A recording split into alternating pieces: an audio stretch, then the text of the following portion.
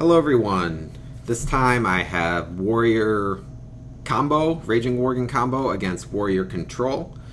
At first I thought that the Warrior Control would be a really hard and tough matchup because a lot of them play Harrison Jones, they can gain a lot of armor, get out of range of your combos, but in theory it still sounds like it should be a bad matchup, but I've actually found that I have a positive win rate against Control Warrior, and I've played probably about 10 games or so against him. I'd say I won, I don't know, around 7.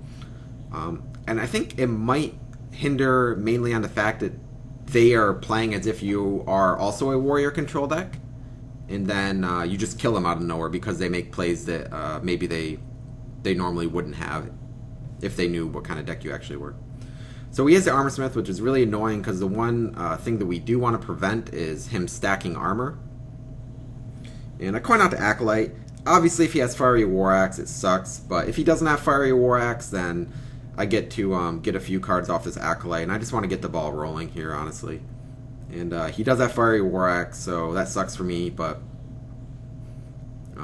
it prevents him from armoring up a turn. So I guess that's one thing to look forward to.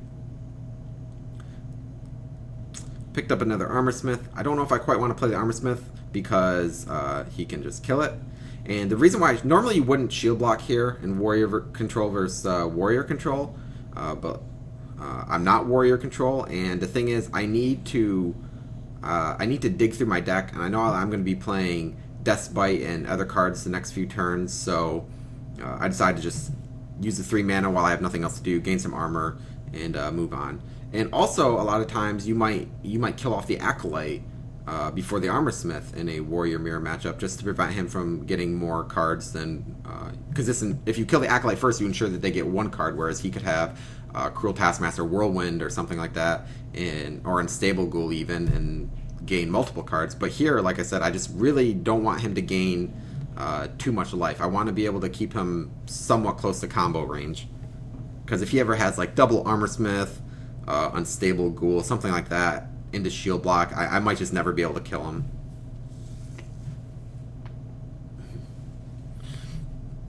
So I just saw the Armor Smith out there,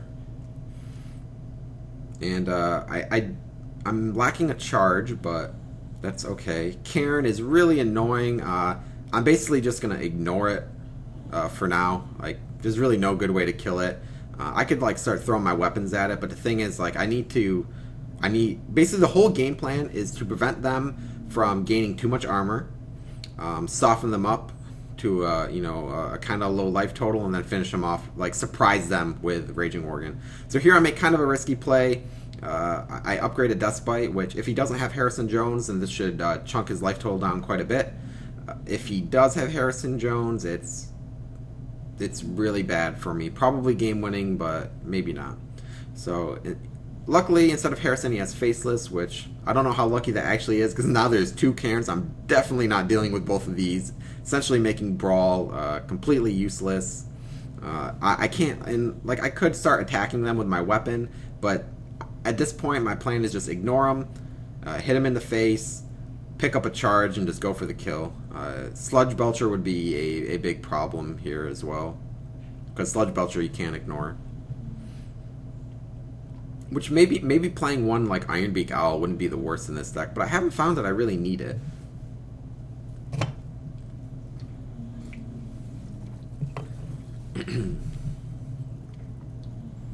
So let's just wait here. If he played something like Ragnaros right now, that could be pretty annoying. So he basically has the nightmare board of Karen, Sludge Belcher.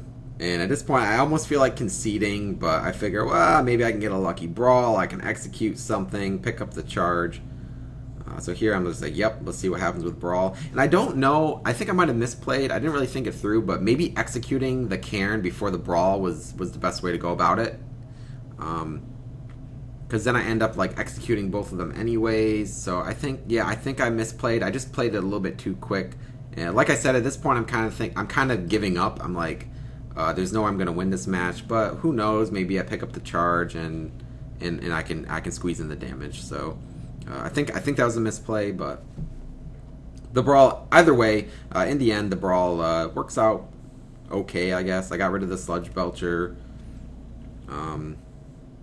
I have a legitimate way to actually kill him. And he plays a Sarah, which I'm actually very happy to see, believe it or not, because that's one more turn that he prevents armoring up. And this, again, this is kind of what I was talking about. I think that if he knew my deck, maybe he wouldn't even want to play Ysera right now, because maybe he would want to shield block, or maybe he would want to armor up instead. Like, I don't know.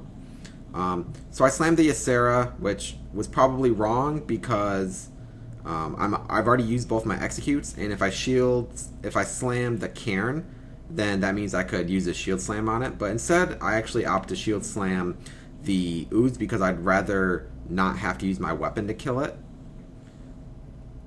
And here, again, another Sludge Belcher would pretty much be game at this point, but if I pick up a charge, that's 6, 7, 8, 9, 10. If I pick up a charge, that's 4, 5, 6, 7, 8, 9, 10, 11, 22, 27 damage if I pick up the charge. So right now we're just praying for a top deck. And I'm pretty much dead here. And I hope that these video series aren't giving you the wrong impression, because this is the second time so far that I've gotten a top deck on the last possible turn.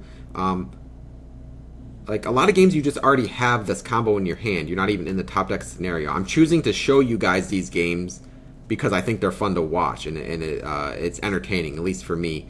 As you can see, I'm actually in pretty medium to high legend rank with this deck. I'm beating a rank 158 warrior. That's no joke. So this deck can actually win consistently in the medium legend ranks. So you have it, another 22 damage Worgon, gained some good rating there, and yeah, so thanks for watching.